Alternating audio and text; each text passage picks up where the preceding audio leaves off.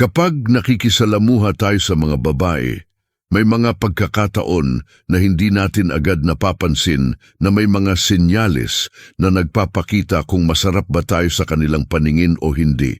Hindi ito tungkol sa simpleng attraction lang, kundi isang uri ng pagkahumaling na tumatagos sa kanilang mga actions, body language at paraan ng pagtrato sa atin. Siguro may mga pagkakataon na natatakot tayo o nahihiya sa mga ganitong senyales. Pero kung makikilala natin ang mga indikasyong ito, malalaman natin kung gaano kalakas ang ating appeal. So, kung ikaw ay curious kung paano ka nakikita ng mga babae, kung ikaw ba yung tipo ng lalaki na gusto nilang makasama o tinitingnan ng may paghanga, abangan mo ang mga signs na ito. Minsan, ang mga simpleng kilos, tingin o reaksyon ay nagbibigay ng mas maraming impormasyon kaysa sa akala natin.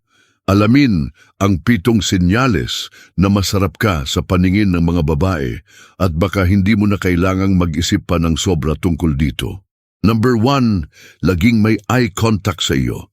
Isa sa mga pinaka-obvious na senyales na masarap ka sa paningin ng babae ay kapag madalas kang tinitingnan at binibigyan ng eye contact. Hindi ito basta-basta na tumingin lang, kundi may connection at pagnanasa sa likod ng mga mata nilang nakatingin sa iyo. Kapag isang babae ay may interes o attraction sa iyo, hindi siya matatakot o magpapanggap na hindi ka tinitingnan. Ang mga tingin na ito ay nagiging mas intense kapag malapit na kayo o kaya't may pag-uusap kayong nagaganap. Halimbawa, habang naglalakad ka sa isang kalsada, napansin mong may isang babae na malapit sa iyo at palaging lumilingon at nagtatama ang inyong mga mata. Hindi siya natatakot magtama ang mata niyo at kahit na magkakatingin kayong tatlo, siya pa rin ang unang magtutok sa iyo. Ang mga ganitong mga tingin ay nagpapakita na may higit pa sa simpleng basta lang na attraction. Kung ang isang babae ay madalas na gumagawa ng ganitong klaseng eye contact, ibig sabihin nito ay hindi lang siya basta nagmamasid, kundi mayroong psychological na desire o paghanga sa iyo na siya ay nagpapakita sa pamamagitan ng kanyang mga mata. Number 2, laging nagpapakita ng interes sa kung anong ginagawa mo. Kung may babae na patuloy na nagpapakita ng interes sa iyong ginagawa o mga hobbies, ito ay isang malakas na indikasyon na ikaw ay may attraction sa kanya. Ang mga simpleng tanong tulad ng, paano mo natutunan yan? O kaya, ano pa ang mga bagay na gusto mong gawin? Ay hindi lang basta pagsasabi ng mga ordinaryong salita. Ipinapakita nito na ang babae ay may interes sa iyong pagkatao at gusto niyang mas makilala ka pa. Halimbawa, habang magkasama kayo sa isang kapehan, itanong niya, gusto mo ba ng paglalakbay? Anong mga lugar ang nais mong mapuntahan?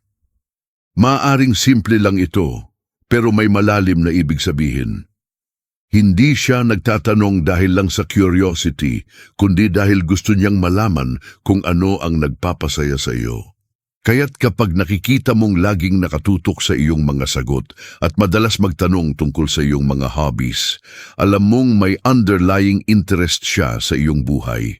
Hindi lang dahil sa mga pangkaraniwang tanong, kundi dahil ang mga tanong na ito ay nagsisilibing window upang mas makilala ka. Number 3, pagka-comfortable nila sa iyong presence. Ang comfort level ng isang babae sa iyong presensya ay isa sa mga pinaka-solid na senyales na masarap ka sa kanilang paningin. Kapag ang isang babae ay hindi na nahihiya o nagkakaroon ng self-consciousness sa paligid mo, ibig sabihin nito ay mayroon siyang tiwala sa iyong pagkatao. Hindi siya natatakot o nahihirapan kapag kasama ka, kundi tila komportable siya sa iyong presensya at walang pretensions. Halimbawa, magkasama kayo sa isang party o simpleng hangout at habang nagsasalita ka, mapapansin mong hindi siya nagmamadali at masaya siya na makinig sa iyo kahit na hindi siya laging nagsasalita. Hindi siya nag-iisip ng kung anuman at natural lang siya.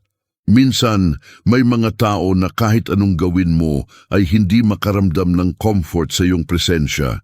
Pero kapag may babae na komportable sa iyo at hindi nagpipigil ng kanyang sarili, senyales ito na masarap ka sa kanyang paningin. Ang comfort na ito ay hindi lamang tungkol sa pagiging magaan ang usapan, kundi pati na rin sa kung paano siya nakakaramdam kapag ikaw ay nasa paligid. Number 4, ang katawan nila ay laging nakaharap sa iyo.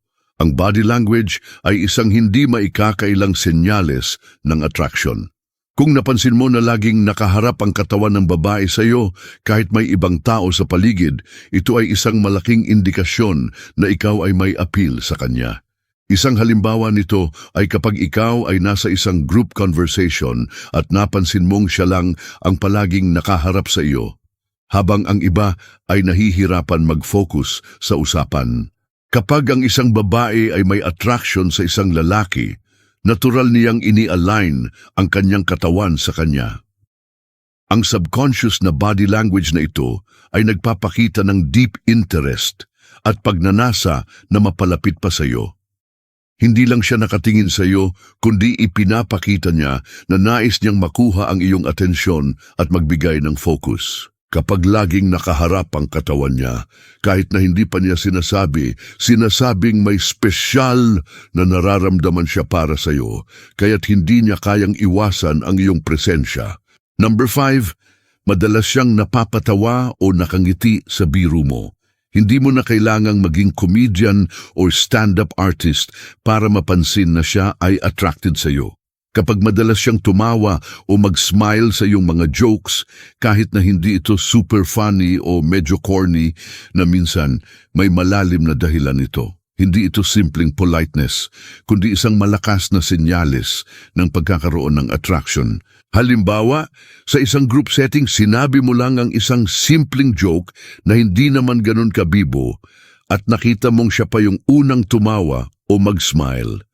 Ang mga ganitong gesture ay nagpapakita ng natural na reaction ng isang babae kapag siya ay naa-amuse sa iyo. Ang mga babae na attracted sa isang lalaki ay hindi na kinakailangang magpanggap. Hindi sila natatakot magpakita ng kanilang kasiyahan at pag-apruba sa mga simpleng bagay. Kaya't kapag tumawa siya sa iyong mga jokes, ibig sabihin nito ay may genuine interest siya na makita kang magaan at masaya sa kanyang presensya. Number 6, madalas kanilang ina-assist o tinutulungan. Kung may babae na laging nag-aalok ng tulong, hindi ito simpleng kabutihan lang. Kapag ikaw ay may mga bagay na kailangan at palagi siyang andyan para magbigay ng assistance, may deeper na ibig sabihin iyon. Halimbawa, kapag ikaw ay may daladalang mabigat na bagay o kaya nagkakrisis sa isang bagay, siya agad ang unang mag-aalok na tumulong. Hindi ito tungkol sa pagiging polite, kundi isang paraan para magkaroon siya ng closer interaction sa iyo. Halimbawa, sa isang kaganapan, ikaw ay nagdadala ng maraming gamit at mapapansin mong siya na mismo ang unang mag-aalok na tulungan kang buhatin ito. Hindi ito normal na pagtulong, kundi may kasamang personal na intensyon ng pagiging mas malapit sa iyo at pagpapakita ng interes sa iyong buhay. Madalas ay ginagawa ito ng mga babae na masarap ka sa kanilang paningin dahil gusto nilang mapansin mo ang kanilang efforts at makita nila ang pagnanais na makatulong at magbigay ng assistance sa iyo. Number 7, madalas nilang binibigyan ng compliments ang iyong itsura o pagkatao. Isa sa mga pinakatinutok na senyales ng attraction ay ang pagbibigay ng compliments. Kung laging binibigyan ka ng papuri ng babae, whether sa iyong itsura o sa iyong pagkatao, ibig sabihin ay may malalim na paghanga siya sa iyo. Halimbawa, sinabihan ka niya ng, "Ang gwapo mo ngayon," o kaya naman, "Ang taas ng self-confidence mo, nakakabilib." Kapag ang babae ay madalas magbigay ng papuri, hindi ito simpleng pagsasabi lamang, kundi isang malalim na pagsasaad ng kanilang admiration at attraction sa iyo. Binibigyan kanya ng atensyon at nagsasabing nakita niya ang iyong mga kagandahan, hindi lang physically kundi pati na rin sa mga aspeto ng iyong personalidad. Ang mga ganitong compliment ay malakas na senyales ng pagkahulog sa iyo. Hindi ito basta patama o pagpapansin lang. Kaya't kung madalas kang makarinig ng mga ganitong uri ng papuri, may malaking posibilidad na ikaw ay masarap sa kanyang paningin. Ngayon na natutunan mo ang 7 senyales na masarap ka sa paningin ng mga babae, sana ay mas malinaw na sa iyo kung paano ka nakikita ng ibang tao, lalo na ng mga babae. Ang mga senyales na ito ay hindi laging obvious sa unang tingin, pero kapag natutunan mong obserbahan ang body language at actions nila, makikita mo kung paano sila naa-attract sa iyong mga pagkatao at hitsura. Hindi mo kailangang magtaka kung bakit madalas may mga babae na nagpapakita ng ganitong uri ng atensyon sa iyo. Kasi malamang may special na pagtingin sila sa iyo. Kaya the next time na mapansin mo ang mga signals na ito, baka ikaw na ang tipo nilang lalaki na hinahanap nila. Huwag matakot na magbukas ng puso at maging totoo sa iyong sarili. Dahil kapag nakikita nila ang tunay mong halaga, magiging mas madali na lang mag-connect at magkasama. Salamat sa panonood. Kung nagustuhan mo ang topic natin ngayon, ay huwag kalimutang mag-like at mag-subscribe. Pindutin mo rin ang notification bell